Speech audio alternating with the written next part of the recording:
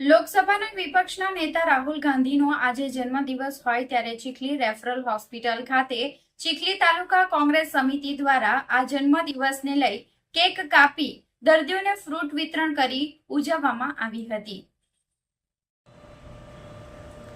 કોંગ્રેસના નેતા અને લોકસભાના વિપક્ષના નેતા રાહુલ ગાંધીના જન્મદિવસ નિમિત્તે ચીખલી તાલુકા કોંગ્રેસ સમિતિ દ્વારા ફ્રૂટ વિતરણનો કાર્યક્રમ ચીખલી રેફરલ હોસ્પિટલ ખાતે રાખવામાં આવ્યો હતો, જેમાં સૌપ્રથમ કેક કાપવામાં આવી હતી અને તે બાદ હોસ્પિટલમાં દાખલ દર્દીઓને ફ્રૂટનું વિતરણ કરવામાં આવ્યું હતું, જેમાં નવસારી જિલ્લા કોંગ્રેસ પ્રમુખ શૈલેષ પટેલ, ચીખલી તાલુકા કોંગ્રેસ સમિતિના કાર્યકારી પ્રમુખ જગદીશભાઈ પટેલ અને ચીખલી તાલુકા પંચાયતના સભ્ય આનંદભાઈ પટેલ સહિત કોંગ્રેસી કાર્યકરો મોટી સંખ્યામાં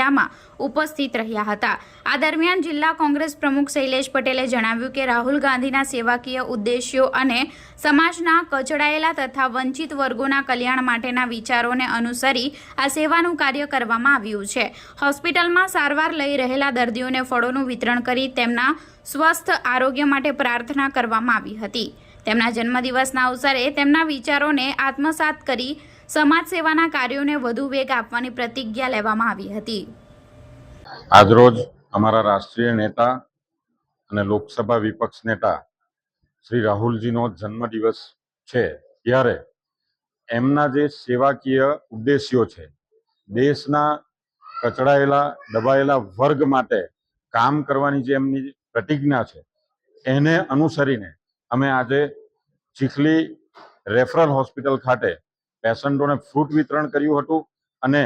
એમના કામોને એમની સાથે રહીને આગળ વધારીએ એવી પ્રતિજ્ઞા સાથે અમે સૌ કાર્યકરોએ એમનો જન્મદિવસ આજે ઉજવ્યો છે।